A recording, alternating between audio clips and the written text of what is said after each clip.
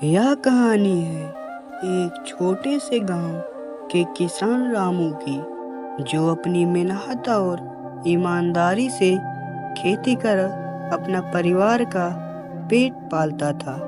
रामू के पास केवल 1 बीघा जमीन थी और वह उसी जमीन पर कई प्रकार के फसल बोता था, जैसे गेहूं, धान और अन्य फसलें।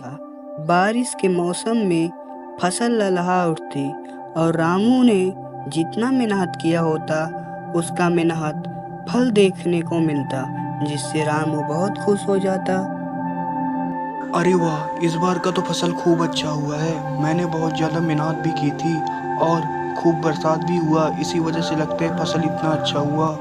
समय बीतता गया और इस बार की हालत कुछ अलग थी, क्योंकि समय के साथ मौसम बदलता गया और बरसात की एक भी बूंदे नहीं गिरी, जिससे पूरे गांव में सूखा पड़ गया और रामू की भी फसलें खराब हो गई।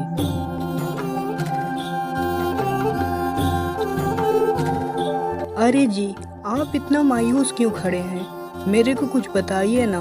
तुम्हें तो पता होगा, इस बार पूरे गांव में सूखा पड़ गया है और बरसात की एक भी बूंद नहीं गिरी। इस वजह से हमारी फसल एकदम खराब हो चुकी है।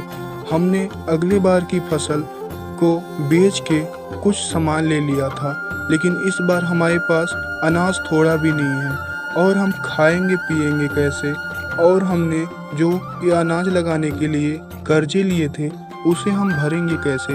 मुझे इस बात की टेंशन है, मुझे तो कुछ करना हो। एक सुबह रामू अपने खेतों में काम कर रहा होता है, तभी उसके जहन में एक ख्याल आता है कि क्यों ना मैं शहर चला जाऊं और वहां से जो थोड़े बहुत पैसे कमाऊंगा उससे सेठ का मैं कर्जा भी माफ करवा लूंगा और अपने घर का पालन पोषण सोच के रामू सीधा घर की तरफ आ जाता है और घर आके अपनी पत्नी से बात करने लगता है।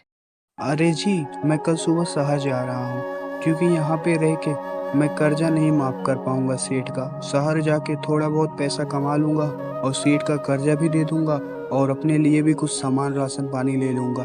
तुम्हें पता है यहाँ पे रह के राशन पानी हम नहीं कर पा रहे हैं और सेठ का कर्जा कैसे माफ़ कराएंगे, इसलिए मैं कल सुबह शहर जा रहा हूँ। अरे आप ये क्या बोल रहे हैं जी? आप शहर चले जाएंगे तो हम कैसे रहेंगे? और हम खेती बाड़ी करके ना अपना कर्जा माफ़ कर लेंगे। पर तुम नहीं समझ रही हो, मैं कुछ महीने के लिए शहर चला जाता हूँ, जिससे हमारा टेंशन भी दूर हो जाएगा और फसल के टाइम पे मैं फिर से आ जाऊँगा। और सेठ का कर्जा भी देना ज़रूरी है, नहीं तो सेठ हमें घर से निकाल देंगे। अच्छा जी, ठीक है, आप जाओ, लेकिन अपना ख्याल रखना। यही रामू शहर के लिए निकल जाता है और रामू शहर पहुंच के वह काम की तलाश में लग जाता है, लेकिन रामू को कुछ समय काम नहीं मिलता। उसके बाद रामू एक दिन कारखाने में काम पा जाता है, जहां पे रामू काम करके दिन रात मेहनत करता, लेकिन उसे वह पैसा नहीं मिल पा रहा था जिसकी उम्मीद से वह शहर आया था। ना तो रामू उससे सेठ का कर्जा चुका सकता था, ना तो परिवार का पालन पोषण कर सकता था। यही सोच में रामू बहुत ज़्यादा उदास हो जाता है। उसके बाद रामू ने एक दिन फिर से फैसला किया कि मैं गांव जाऊंगा और गांव जाके मैं इस बार दुगनी मेहनत से खेती करूंगा, जिससे हमारा फसल भी अच्छा होगा और हमें शहर आने की ज़रूरत नहीं होगी और सेठ का कर्जा भी मैं चुका दूंगा।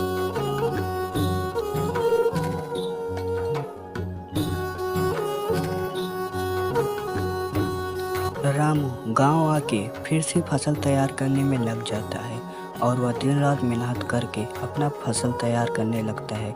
और कुछ समय बाद रामू की फसल जो कि खूब अच्छा हो जाता है और वह एक बार फिर से हरियाली से लहरा उठता है। और इस बार रामू की मेहनत के साथ बारिश एक बार फिर से होती है, जिससे रामू का फसल खूब अच्छा हो जाता है।